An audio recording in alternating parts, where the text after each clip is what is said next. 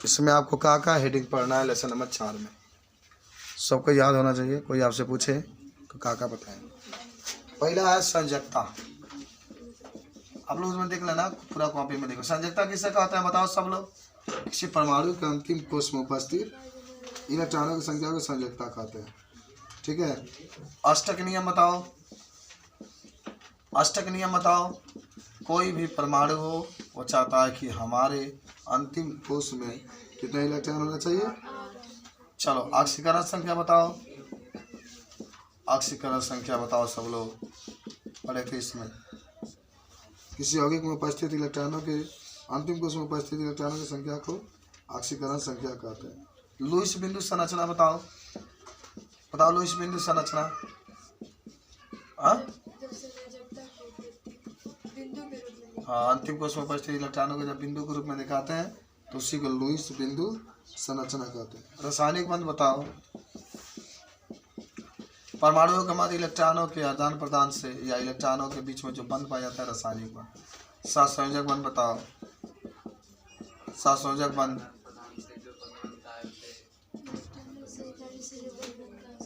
हाँ, इलेक्ट्रॉनों के बराबर के साझेदारी से जो बंध बनता है उसको सहसंयोजक बंध कहते हैं। एम के जरूर आई।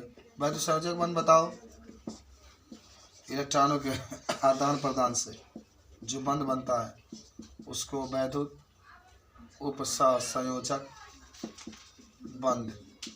अरे सब आज का पेपर में पूरा लिखाएगा तुम लोग, आज का पेपर एक भी नहीं छूटेगा। छूट गया तो समझो दिल टूट गया।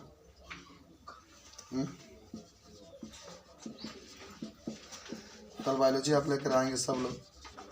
ध्रुवीय बंध, ध्रुवीय बंध। हाँ, कल बायोलॉजी रिवीजन होगा, सुबह ही कल आएंगे। आगे देखते हैं। उसके बाद से द्विध्रुव गुण भी पढ़े थे। द्विध्रुव गुण याद है तुम लोग को? हाँ, इसमें सवाल लगाने के लिए देगा, देख लेना ध्यान से। 12 नंबर आ जाए। सहसंयोजक बंध के आधुनिक सिद्धांत, ये भी आपको याद होगा। पार्श्विक अतिव्यापन पढ़े हैं ना, अतिव्यापन। हाँ, एक होता है क्षैतिज अतिव्यापन, क्षैतिज अतिव्यापन। एक होता है ऊर्ध्वाधर अतिव्यापन। 15 अनुनाद। 16 संकरण। बताने की जरूरत है संकरण, तो आप लोग खुद लिखिएगा। sp, sp2, sp3, sp3d, sp3d2, sp3d3। आणविक कक्षक सिद्धांत वगैरह सब याद होगा। कुछ भी पूछना है पूछ लीजिए आप लोग। हाइड्रोजन बंध भी पढ़े थे, ये भी वही, ये भी क्वेश्चन आया था, समझ रहे हो? उसके पेपर में ये भी प्रश्न आया था, हाइड्रोजन बंध वाला।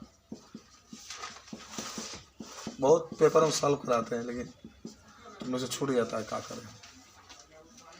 कोई बात नहीं, कोई बात नहीं। अंतराणविक हाइड्रोजन बंध।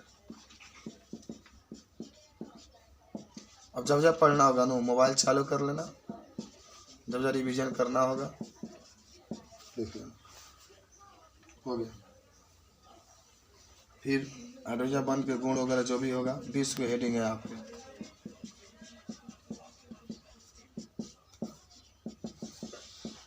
ओके,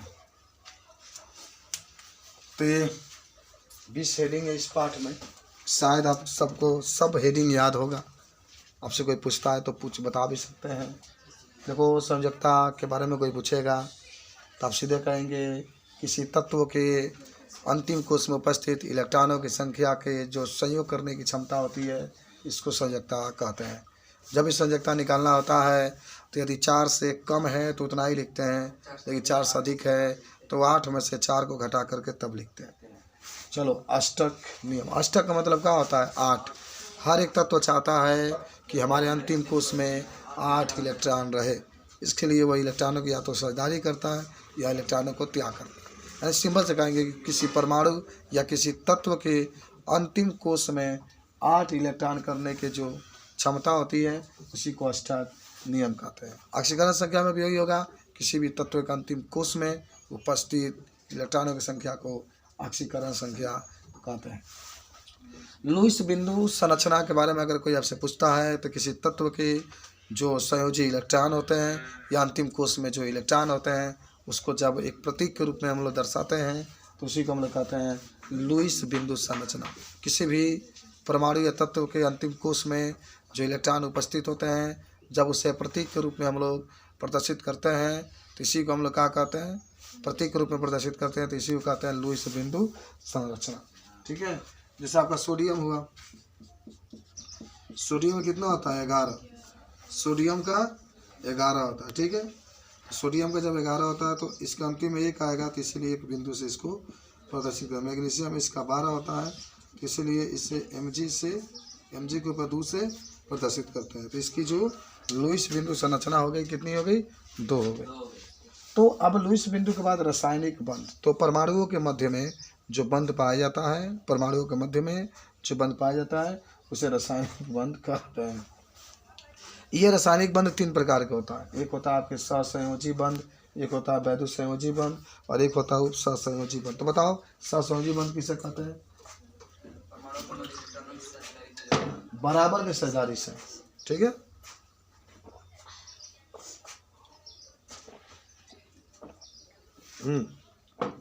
तो क्या लिखोगे कि परमाणुओं के मध्य इलेक्ट्रॉनों के बराबर के साझेदारी से जो बंध बनता है उसको सहसंयोजक बंध कहते हैं। ये 3 प्रकार का होता है, एकल बंध, द्विबंध, त्रिबंध। अगर एकल बंध कहता है तो एक इलेक्ट्रॉन के साझेदारी से हाइड्रोजन हो जाएगा। द्विबंध कहेगा तो 2 इलेक्ट्रॉन के साझेदारी से ऑक्सीजन हो जाएगा।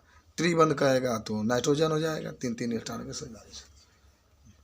इसको बताना पड़ेगा, दिखा करके बता दोगे 2 हाइड्रोजन है। ठीक है, अब आइए वैद्युत संयोजक बंध। इसके गुण भी आएगा तो जब 2 परमाणुओं के मध्य इलेक्ट्रॉनों के आदान प्रदान से जो बंध बनता है उसे वैद्युत संयोजक बंध कहते हैं। 2 परमाणुओं के मध्य इलेक्ट्रॉनों के बराबर के साझेदारी से जो बंध बनता है उसे वैद्युत संयोजक बंध कहते हैं, आदान प्रदान से। जैसे इसमें एक धातु होता है, एक धातु, जैसे NaCl का नाम सुने हैं ना, तो Na के अंतिम में एगो अधिक होता है, Cl को एगो चाहिए तो इसलिए Cl क्या करता है, ले लेता है। तो NaCl के बीच में जो बंध पाया जाता है उसको वैद्युत संयोजक बंध कहते हैं। उप सहसंयोजक बंध, उप सहसंयोजक बंध, तो जब 2 परमाणुओं के मध्य इलेक्ट्रॉनों के साझेदारी से माने ऐसा बंध बनता है कि दोनों इलेक्ट्रॉन एक ही परमाणु के द्वारा दिया जाता है, दूसरा उसको इलेक्ट्रॉन नहीं देता है, जैसे अमोनिया में पाया जाएगा NH3 में, तो उसी को हम लोग कहते हैं कौन सा बंध, वैद्युत संयोजक उप सहसंयोजक बंध। अध्रुवीय बंध, समान अणुओं के बीच में, समान अणुओं के, जैसे Cl2 क्लोरीन हो गया तो Cl और Cl लिखेंगे ना तो ये समान हो जाएगा। समान अणुओं के या समान यौगिकों के या समान तत्वों के, जो भी कहिए, समान अणुओं के बीच में जो बंध पाया जाता है उसको अध्रुवीय बंध कहते हैं। जैसे Cl2 हो गया क्लोरीन, तो याद हुआ ना अध्रुवीय बंध। ध्रुवीय बंध का मतलब होता है अलग अलग अणुओं के बीच में जो बंध पाया जाता है, अलग अलग अणुओं के बीच में जो बंध पाया जाता है उससे ध्रुवीय बंध कहते हैं। जैसे उदाहरण में क्या हो सकता है, हाइड्रोक्लोरिक अम्ल HCl आप लिख सकते हैं, H अलग है Cl अलग है, HBr भी लिख सकते हैं, H अलग है Br अलग है।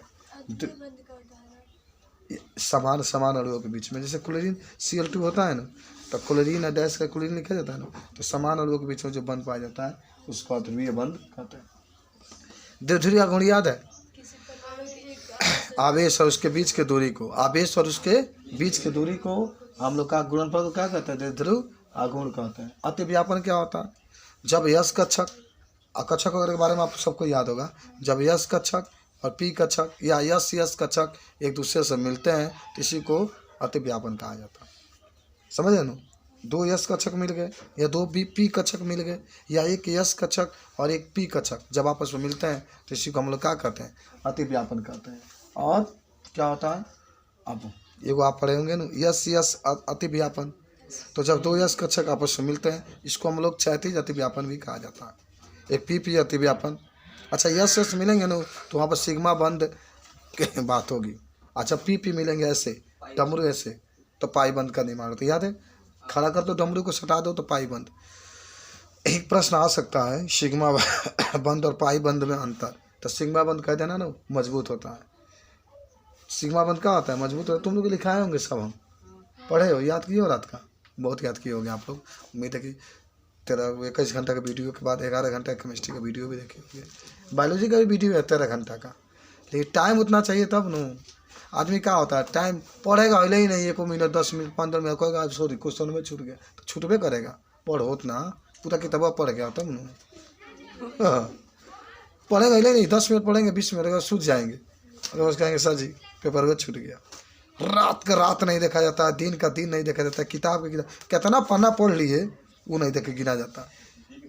एगो पाठ पढ़ लिए हो तो देखा जाइए।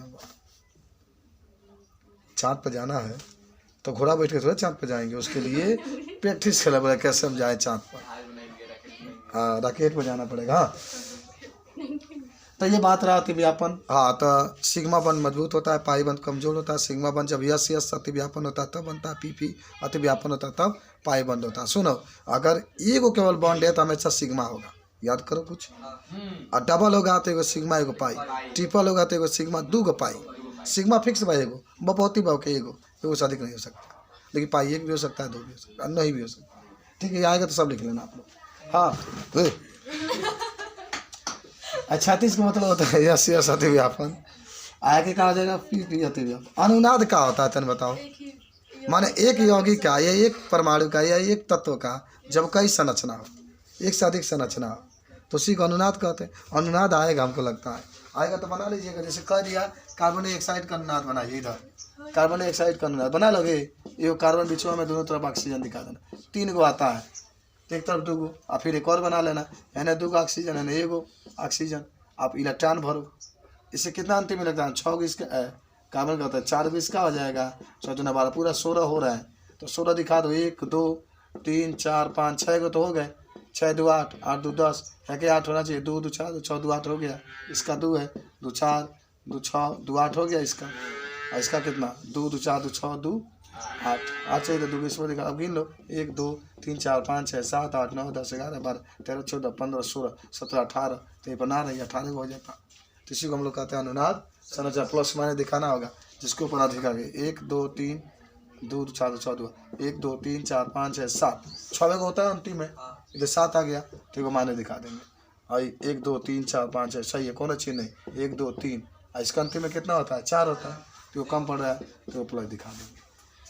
चलिए संक्रांत में कोई दिक्कत नहीं है कि जब समान ऊर्जा वाले यस कक्षक, पी कक्षक या डी कक्षक आपस में मिल करके उतना ही संख्या में नए कक्षक का निर्माण करते हैं तो उसको संक्रांत कहते हैं। ठीक है, एसपी संक्रांत में सबको याद होगा, फटाफट देख लीजिए। एगो यस 2 गो, एगो यस एगो पी, एगो यस एगो 2 गो पी, एगो यस एगो P3 यस एगो P3 डी यस, मैं सभी कक्षक होंगे। अच्छा उसमें एक प्रश्न आया था उस लड़कवा के पेपरवा में कि sp3 संकरण का एक उदाहरण लिखिए।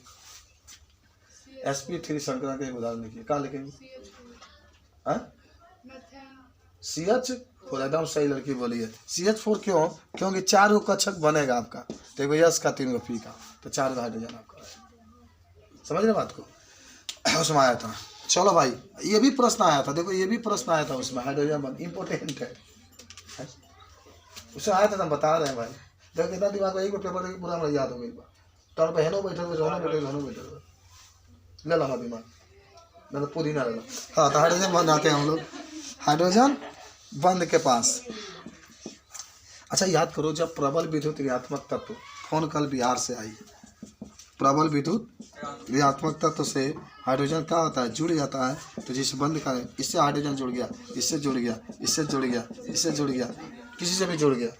तो जब प्रबल विद्युत ऋणात्मक तत्व से हाइड्रोजन जुड़ जाता है तो वहाँ पर जिस बंध का निर्माण होता है उसी को हम लोग कौन सा बंध कहते हैं? हाइड्रोजन बंध कहते हैं। प्रबल विद्युत ऋणात्मक तत्व से जब हाइड्रोजन जुड़ जाता है तो इससे जिस बंध का निर्माण होता है उसे हम लोग हाइड्रोजन बंध कहते हैं।